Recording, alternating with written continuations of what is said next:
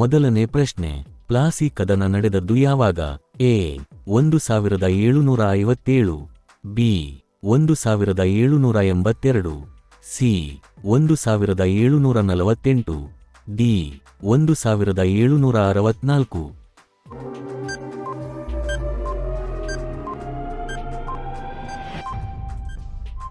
ಸರಿಯಾದ ಉತ್ತರ ಎ 1757.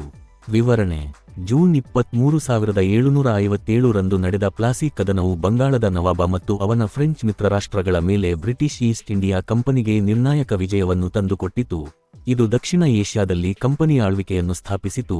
ಇದು ಮುಂದಿನ 190 ವರ್ಷಗಳ ಕಾಲ ಇಂಡೀಸ್ನ ಹೆಚ್ಚಿನ ಭಾಗವನ್ನು ವ್ಯಾಪಿಸಿತು.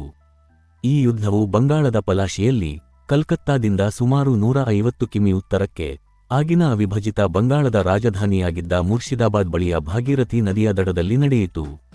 ಯುದ್ಧದಲ್ಲಿ ಭಾಗವಹಿಸಿದವರು ಬಂಗಾಳದ ಕೊನೆಯ ಸ್ವತಂತ್ರ ನವಾಬ ಸಿರಾಜ್ ಉದ್ ದೌಲಾ ಮತ್ತು ಬ್ರಿಟಿಷ್ ಈಸ್ಟ್ ಇಂಡಿಯಾ ಕಂಪನಿ. ಮುಂದಿನ ಪ್ರಶ್ನೆ, ಅಲೆಕ್ಸಾಂಡರ್ಗೆ ಬಲವಾದ ಪ್ರತಿರೋಧವನ್ನು ನೀಡಿದ ಪೋರಸ್ ಪ್ರದೇಶವು ಯಾವುದು?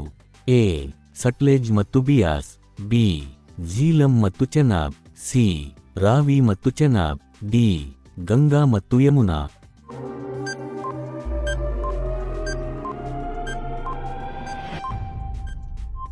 ಸರಿಯಾದ ಉತ್ತರ ಬಿ ಝೀಲಂ ಮತ್ತು ಚೆನಾಬ್. ವಿವರಣೆ: 326 ಬಿಸಿಯಲ್ಲಿ ಅಲೆಕ್ಸಾಂಡರ್ ಭಾರತವನ್ನು ಆಕ್ರಮಿಸಿದನು. ಸಿಂಧೂ ನದಿಯನ್ನು ದಾಟಿದ ನಂತರ ಅವನು ತಕ್ಷಶಿಲಾ ಕಡೆಗೆ ಮುನ್ನಡೆದನು. ನಂತರ ಅವರು ಝೀಲಂ ಮತ್ತು ಚೆನಾಬ್ ನದಿಗಳ ನಡುವಿನ ಸಾಮ್ರಾಜ್ಯದ ಆಡಳಿತಗಾರ ರಾಜ ಪೋರಸ್ಗೆ ಸವಾಲು ಹಾಕಿದರು. ಕದನವನ್ನು ಹೈಡಾಸ್ಪೆಸ್ ನದಿಯಲ್ಲಿ, ಈಗ ಝೀಲಂ ಹೆಸರಿಸಲಾದ ಹೈಡಾಸ್ಪೆಸ್ ಕದನ ಎಂದು ಕರೆಯಲಾಗುತ್ತದೆ. ಮ್ಯಾಸಿಡೋನಿಯನ್ನರು ಹಿಂದೆಂದೂ ನೋಡದಿದ್ದ ಆನೆಗಳೊಂದಿಗೆ ಹೋರಾಡಿದರು. ಭಾರತೀಯರು ಭೀಕರ ಯುದ್ಧದಲ್ಲಿ ಸೋಲಿಸಲ್ಪಟ್ಟರು. ಅಲೆಕ್ಸಾಂಡರ್ ಪೋರಸ್ ಅನ್ನು ವಶಪಡಿಸಿಕೊಂಡನು ಮತ್ತು ಅವನು ಸೋಲಿಸಿದ ಇತರ ಸ್ಥಳೀಯ ಆಡಳಿತಗಾರರಂತೆ ಅವನ ಪ್ರದೇಶವನ್ನು ಆಳಲು ಅವನಿಗೆ ಅವಕಾಶ ಮಾಡಿಕೊಟ್ಟನು. ಮುಂದಿನ ಪ್ರಶ್ನೆ, ಅಕ್ಬರ ಆಳ್ವಿಕೆಯಲ್ಲಿ ಮೀರ್ ಬಕ್ಷಿ ಯಾವುದನ್ನು ನೋಡಿಕೊಳ್ಳುತ್ತಿದ್ದ? ಎ ಸೈನ್ಯ ವ್ಯವಹಾರಗಳು, ಬಿ ರಾಜ್ಯ ಖಜಾನೆ, ಸಿ ರಾಜಮನೆತನ, ಡಿ ಭೂಕಂದಾಯ ವ್ಯವಸ್ಥೆ.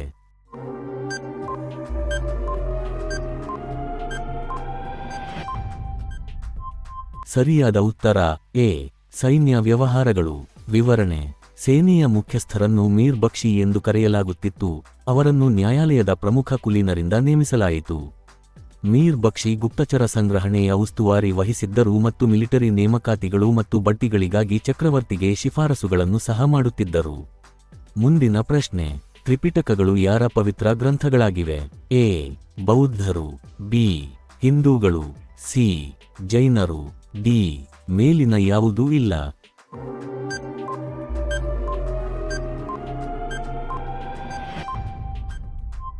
ಸರಿಯಾದ ಉತ್ತರ ಎ ಬೌದ್ಧರು. ವಿವರಣೆ: ಪಾಲಿ ಕ್ಯಾನನ್ ಎಂದು ಕರೆಯಲ್ಪಡುವ ತ್ರಿಪಿಟಕವು ಥೇರವಾದ ಬೌದ್ಧಧರ್ಮದ ಪ್ರಾಥಮಿಕ ಧಾರ್ಮಿಕ ಕ್ಯಾನನ್ ಆಗಿದೆ. ತ್ರಿಪಿಟಕ ಎಂಬ ಪದವು 3 ಬುಟ್ಟಿಗಳು ಎಂದರ್ಥ. ಇದು ಪಠ್ಯಗಳ 3 ಮುಖ್ಯ ವಿಭಾಗಗಳನ್ನು ಉಲ್ಲೇಖಿಸುತ್ತದೆ. ವಿನಯ ಪಿಟಕ ಈ ವಿಭಾಗವು ಸನ್ಯಾಸಿಗಳು ಮತ್ತು ಸನ್ಯಾಸಿಗಳ ನಡವಳಿಕೆ ಮತ್ತು ಶಿಸ್ತು ಸೇರಿದಂತೆ ಸನ್ಯಾಸಿ ಸಮುದಾಯಕ್ಕೆ ಸಂಬಂಧಿಸಿದ ನಿಯಮಗಳು ಮತ್ತು ಮಾರ್ಗಸೂಚಿಗಳನ್ನು ಒಳಗೊಂಡಿದೆ. ಸುತ್ತ ಪಿಟಕ ಈ ಭಾಗವು ಬುದ್ಧನ ಪ್ರವಚನಗಳು ಮತ್ತು ಬೋಧನೆಗಳನ್ನು ಒಳಗೊಂಡಿದೆ. ಇದು ತತ್ವಶಾಸ್ತ್ರ, ಧ್ಯಾನ, ನೈತಿಕತೆ ಮತ್ತು ಜ್ಞಾನೋದಯದ ಮಾರ್ಗದಿಂದ ವ್ಯಾಪಕವಾದ ವಿಷಯಗಳನ್ನು ಒಳಗೊಂಡಿದೆ. ಅಭಿಧಮ್ಮ ಪಿಟಕ ಈ ವಿಭಾಗವು ಇತರ 2 ಬುಟ್ಟಿಗಳಲ್ಲಿ ಕಂಡುಬರುವ ಬೋಧನೆಗಳ ವಿವರವಾದ ತಾತ್ವಿಕ ಮತ್ತು ಸೈದ್ಧಾಂತಿಕ ವಿಶ್ಲೇಷಣೆಯೊಂದಿಗೆ ವ್ಯವಹರಿಸುತ್ತದೆ. ಇದು ಬುದ್ಧನ ಬೋಧನೆಗಳ ಬಗ್ಗೆ ಆಳವಾದ ಮತ್ತು ಹೆಚ್ಚು ವ್ಯವಸ್ಥಿತವಾದ ವಿವರಣೆಯನ್ನು ನೀಡುತ್ತದೆ. ಮುಂದಿನ ಪ್ರಶ್ನೆ, ಬೌದ್ಧ ಧರ್ಮದ ತ್ರಿಶೂಲದ ಆಕಾರದ ಸಂಕೇತವು ಈ ಕೆಳಗಿನವುಗಳಲ್ಲಿ ಯಾವುದನ್ನು ಪ್ರತಿನಿಧಿಸುವುದಿಲ್ಲ? ಎ ನಿರ್ವಾಣ, ಬಿ ಸಂಘ, ಸಿ ಬುದ್ಧ, ಡಿ ಧಮ್ಮ.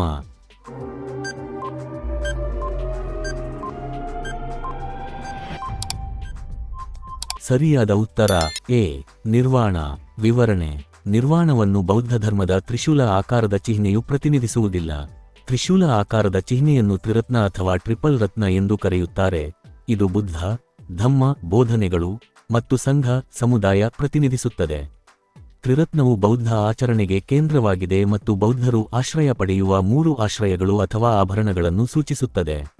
ನಿರ್ವಾಣವು ಬೌದ್ಧ ಆಚರಣೆಯ ಅಂತಿಮ ಗುರಿಯನ್ನು ಸೂಚಿಸುತ್ತದೆ. ಇದು ಜನ್ಮ ಮತ್ತು ಪುನರ್ಜನ್ಮದ ಸಂಸಾರ ಚಕ್ರದಿಂದ ವಿಮೋಚನೆ ಮತ್ತು ದುಃಖದ ನಿಲುಗಡೆಯಾಗಿದೆ. ದುಃಖ ವಿಡಿಯೋ ನೋಡಿದಕ್ಕಾಗಿ ಧನ್ಯವಾದಗಳು. ಹೆಚ್ಚಿನ ವಿಡಿಯೋಗಳಿಗಾಗಿ ನಮ್ಮ ಚಾನೆಲ್ ಅನ್ನು ದಯವಿಟ್ಟು ಸಬ್ಸ್ಕ್ರೈಬ್ ಮಾಡಿ ಮತ್ತು ಬೆಲ್ ಬಟನ್ ಒತ್ತಿ. Thank you.